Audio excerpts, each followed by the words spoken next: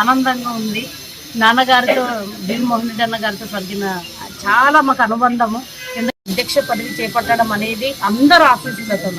నేను వచ్చిన రోజుల నుంచి ఇప్పటి వరకు చెప్తున్నాను, ప్రతి ఒక్క నియోజకవర్గ ఎమ్మెల్యే ఇన్ఛార్జ్ అందరూ కూడా గుడిసె కృష్ణమ్మ అయితే బాగా పనిచేస్తుందని అందరి సహకారంతో చంద్రబాబు నాయుడు గారు ఆశీస్సులతో, నారా లోకేష్ అన్న ఆశీస్సులతో ఈరోజు ఈ పదవి చేపట్టడం జరిగింది. కాబట్టి చాలా సంతోషంగా ఉంది. ఇంకా తీసుకుంటే ఆదోని మీరు అడిగిన దాని ప్రకారం చూసుకుంటే కుటుంబం మాది. టీడీపీ పార్టీ అనేది ఇప్పటిది కాదు, గత దశాబ్దాల కాలంగా కుటుంబం ఉంది. మన ఇంట్లోనే 2-3 కుటుంబ సభ్యుల మధ్యనే ఎన్నో భేదాభిప్రాయాలు ఉంటాయి. వాటన్నిటినీ సరిగి చేసుకుంటాం.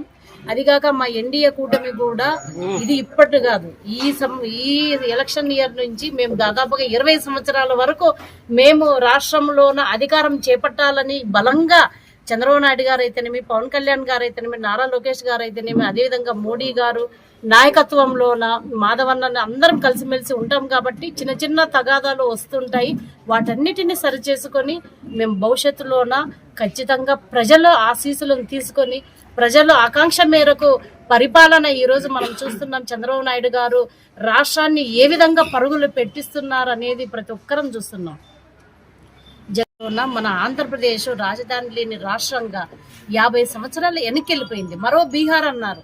చాలా మంది కూడా నిరుద్యోగులు అయితే అన్ని వర్గాల వాళ్ళు, వ్యవసాయదారులు అయితే అన్ని వర్గాల వాళ్ళు వెనుకబాటుతనంగా ఉన్నారు.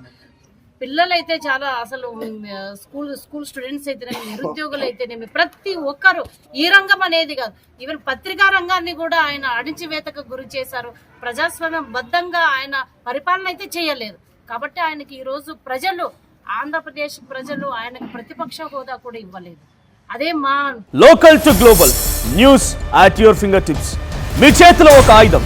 డౌన్లోడ్ రా TV app. Media legend Ravi Prakash is back.